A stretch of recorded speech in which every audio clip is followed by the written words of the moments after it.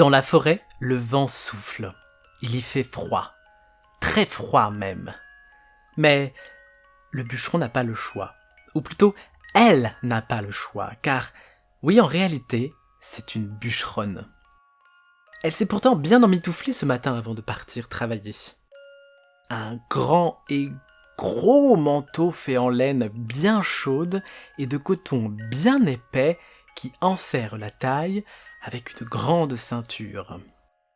Une longue écharpe enroulée autour de son cou, un bonnet jaune tout doux avec un joli pompon rouge au-dessus pour réchauffer ses oreilles.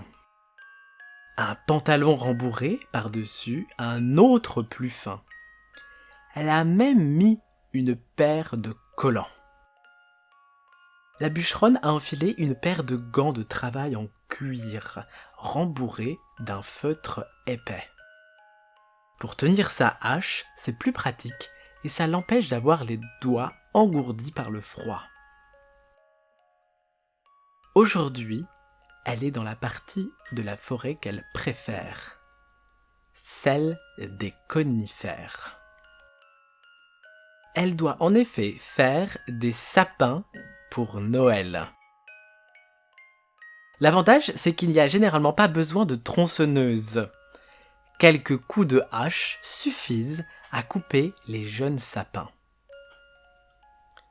Alors, certes, utiliser une tronçonneuse permettrait pour elle d'aller plus vite et donc d'en produire plus. Mais la bûcheronne préfère la hache. Ça fait déjà moins de bruit, donc elle dérangera moins la vie forestière aux alentours. Et elle aura moins les oreilles abîmées en fin de journée à cause du bruit, justement. Ce qu'elle aime le plus dans cette activité, c'est cette odeur de sève fraîche et collante. Les conifères ont une odeur vraiment caractéristique. Un mélange d'épices un peu sucrées et de chlorophylle, mais un peu terreuse. Cette senteur la transporte toujours dans son enfance à cette même période de l'année quand ses parents faisaient des couronnes avec des branches de sapin, du houx et des pommes de pin colorées.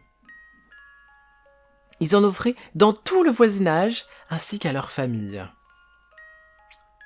C'étaient des souvenirs heureux de convivialité, de rire, de tendresse aussi, et surtout de partage. D'ailleurs, après sa journée de travail, la bûcheronne ramène souvent quelques branches chez elle pour en préparer à son tour et les offrir à ses parents devenus trop vieux pour en fabriquer eux-mêmes. Leurs mémoires sont un peu défaillantes depuis quelques années, mais lorsqu'ils voient et sentent ces couronnes qu'elle a fabriquées, leur visage s'illumine. Instantanément, ils semblent même rajeunir. Et la bûcheronne les revoit dans leur maison manger quelques gâteaux et buvant une tasse bien chaude de chocolat, par exemple, ou de tisane. Le moment de Noël est peut-être éphémère, mais ces souvenirs généralement heureux, eux, restent souvent longtemps dans les mémoires.